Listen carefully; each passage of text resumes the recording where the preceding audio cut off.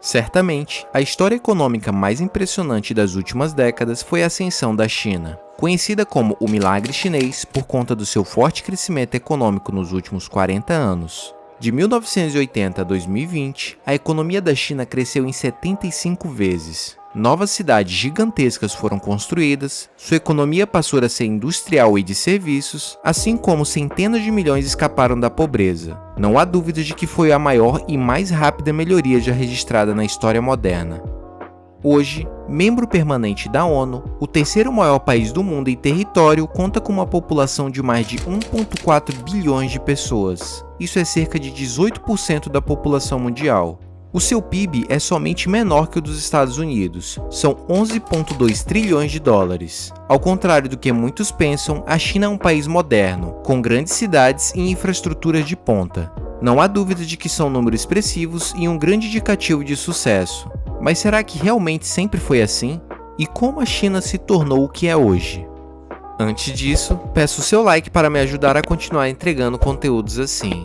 Não esqueça de se inscrever e deixar nos comentários quais próximos temas ou assuntos gostariam de assistir aqui no canal. De antemão, agradeço enormemente e vamos pro vídeo. Quando voltamos no passado do país asiático, não podemos deixar de notar a sua cultura rica e história milenar de mais de 5.000 anos. Suas construções majestosas, como a Grande Muralha da China, nos remetem ao que foi o Império Chinês, assim também como foi o berço de grandes invenções como o papel, a pólvora e a bússola. A China, muito semelhante ao que é hoje, sempre foi um dos países mais ricos que já existiu. Porém, depois de décadas de guerra e instabilidade no século XIX e início do século XX, a China começou um rápido declínio que durou até algumas décadas atrás. Em 1949, Mao Tse-tung, um dos líderes do Partido Comunista Chinês e da Revolução Chinesa, passou a ser o timoneiro da até então recém-proclamada por ele República Popular da China. Por meio da implantação de um regime socialista com o apoio do Partido Comunista Chinês, decretou que o Estado controlaria todos os meios de produção rurais e urbanos, além de determinar a existência das fazendas coletivas ou comunas populares estatais. Até certo período, com o apoio dos soviéticos, investiu muito na indústria de base, infraestrutura e defesa. Seu grande objetivo foi de controlar a economia, a política, as forças armadas e todos os recursos naturais disponíveis no território. Podemos dizer que, com modelo econômico e política rígida nesse período, o país continuou a ter baixa produtividade e pouca competitividade no mercado externo, com sua economia relativamente isolada, enfrentando várias manifestações de estudantes chineses descontentes com as dificuldades econômicas e tecnológicas onde sua população vivenciava a pobreza dia após dia. Para se ter ideia, nesse mesmo período, o PIB per capita real da China era apenas 1/40 do nível dos Estados Unidos e 1/10 do nível do Brasil. Nesse contexto, em 1978, a China chegava ao fim de mais um ciclo devido à morte do seu antigo general 2 anos antes.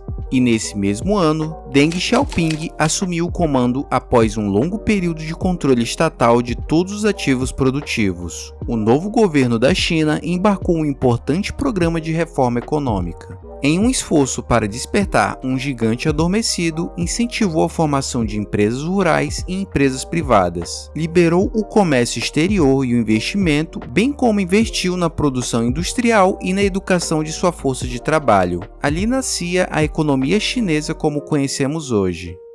Com isso, a China viu um crescimento superior a 9% ao ano. A renda per capita quase quadruplicou nos últimos 15 anos, e mais de 800 milhões de pessoas saíram da miséria. Embora a China tenha erradicado a pobreza extrema, um número significativo de pessoas continua vulnerável. Mesmo assim, não podemos deixar de citar que houve melhorias no acesso à saúde, educação e outros serviços. A China é hoje um país de renda média alta, com um PIB per capita que ultrapassa os 12 mil dólares americanos. Pode não parecer muito comparado a países desenvolvidos, mas se levarmos em conta a sua situação precária décadas atrás, é uma grande vitória. Como exemplo, em 1980 a China tinha um PIB per capita de apenas 194 dólares. Isso era menos do que Sudão e o Haiti, e quase metade do PIB per capita do Níger. Dito isso, grande parte do seu sucesso econômico hoje também se deve às suas exportações. Considerada a maior economia do BRICS e a principal parceira comercial do Brasil, a China é destino de mais de 1/4 das exportações totais brasileiras, com commodities como soja, petróleo e minério de ferro dominando as vendas externas ao país. Esse rápido crescimento econômico e industrial da China nos últimos anos se compara muito favoravelmente ao dos tigres asiáticos, como Hong Kong, Coreia do Sul, Singapura e Taiwan.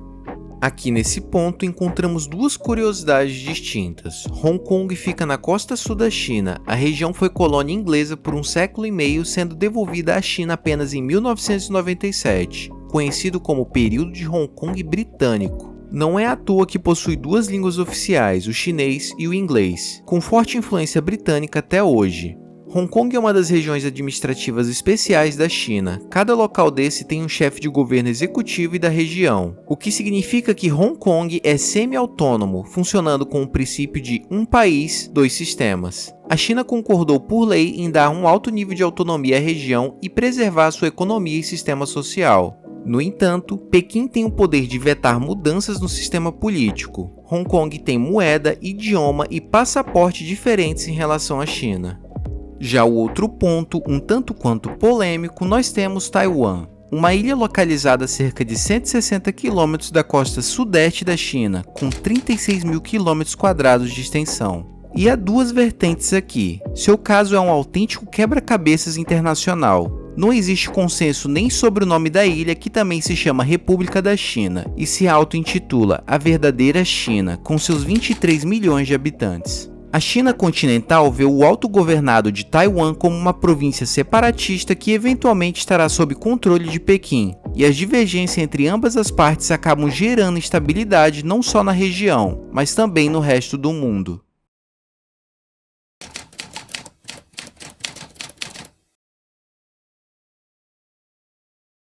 Essa pequena ilha, com 1/3 do tamanho de Cuba, compartilha a mesma língua e os mesmos ancestrais com a China continental, porém com um regime político diferente. Taiwan se considera diferente da China continental, com sua própria constituição e líderes eleitos democraticamente.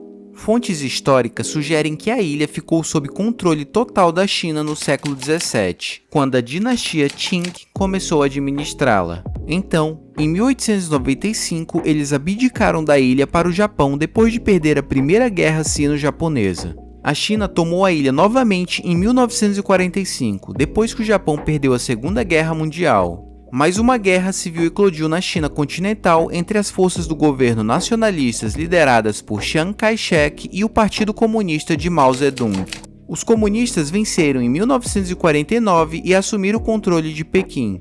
Já o Partido Nacionalista, que havia sido derrotado, conhecido como Kuomintang, fugiram para Taiwan, onde governaram pelas próximas décadas. Essa breve história é apontada pelos chineses para dizer que Taiwan era originalmente uma província chinesa, com Pequim afirmando que só existe uma China. A problemática toda nasce aqui, pois os próprios taiwaneses apontam para a mesma história para argumentar que nunca fizeram parte do Estado chinês moderno, que foi formado pela República Popular da China, estabelecido sob Mao em 1949. Atualmente, apenas 13 países mais o Vaticano reconhecem Taiwan como um país soberano. Na própria ONU, a ilha é referida como Taiwan, província da China. A China exerce considerável pressão diplomática sobre outros países para que não reconheçam Taiwan ou façam qualquer coisa que implique reconhecimento. Sendo assim, a China poderia tentar promover a reunificação por meios não militares, como o fortalecimento dos laços econômicos, tendo em vista que a economia de Taiwan continua dependente do comércio com a China, que é o maior parceiro comercial da ilha. Ocorre que em qualquer confronto militar, as forças armadas da China superariam as de Taiwan. A China gasta mais do que qualquer país em defesa, exceto os Estados Unidos, e pode recorrer a uma enorme gama de recursos, desde o poder naval até a tecnologia de mísseis, aeronaves e ataques cibernéticos. A China diz que a reunificação com Taiwan deve ser cumprida e não descarta o possível uso da força para conseguir isso. Por meio de sua política de ambiguidade estratégica, os Estados Unidos há décadas tentam manter um delicado equilíbrio entre apoiar Taiwan e impedir uma guerra com a China por um interesse político-econômico naquela região. O chanceler chinês afirma que os Estados Unidos é o principal desestabilizador da geopolítica internacional, visto que apoiam separatismos como o caso de Taiwan, ao mesmo tempo que promovem boicotes protecionistas contra a economia chinesa. Dessa forma, os americanos não descartam a ideia de defender Taiwan se a China atacar, aprofundando seus laços com a pequena ilha apesar das objeções chinesas. E isso inclui a venda de mais de 18 bilhões de dólares em armas aos militares taiwaneses nos últimos anos.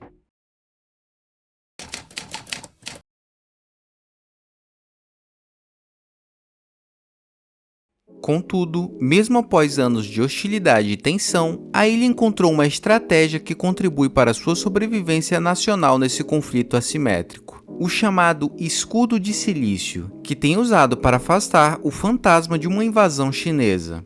Considerado uma arma que ninguém consegue replicar a médio ou longo prazo, dado seu nível de complexidade. Estamos falando da indústria de chips semicondutores, do qual o silício é matéria-prima. Esses chips são encontrados na maioria dos eletrônicos, incluindo o que você está utilizando para assistir esse vídeo, como smartphones, computadores, televisões, veículos e até aparelhos médicos. Já para os Estados Unidos, é de suma importância também para o meio militar, se utilizando desde a fabricação de aviões de combate até uma série de equipamentos, como drones, sistema de armas que depende da inteligência artificial e veículos blindados. Hoje, Taiwan é o maior fabricante terceirizado de chips semicondutores do mundo, e sua indústria está crescendo apesar das tensões através do estreito. As empresas em Taiwan foram responsáveis por mais de 60% da receita gerada pelos fabricantes de semicondutores do mundo em 2022. Alguns especialistas argumentam que a dependência dos Estados Unidos nas empresas de chips taiwanesas aumenta sua motivação para defender Taiwan de um ataque chinês. No último ano, o Congresso americano aprovou uma lei abrangente de 280 bilhões de dólares para incentivar a fabricação doméstica de chips. Em contrapartida, a China também é extremamente dependente dessa tecnologia, sendo o maior consumidor de semicondutores e circuitos integrados do mundo. Por isso, uma aquisição chinesa em Taiwan também poderia dar a Pequim algum controle sobre as indústrias mais importantes do planeta. Fato é que, em meio a tensões políticas e econômicas acontecendo, a China continua crescendo mesmo com projeções de desaceleração nesse ano e nos próximos. A tendência, segundo economistas, é uma redução na expansão do PIB chinês para apenas 2% ao ano até 2030. Ou seja, a China ainda pode superar a economia dos Estados Unidos já nos próximos anos. Muitos chamam isso de o milagre chinês, um país que saiu da extrema pobreza e intensas revoltas políticas algumas décadas atrás para uma potência mundial. Ao que tudo indica, as reformas graduais da China e um mercado mais aberto permitiram que ela prosperasse.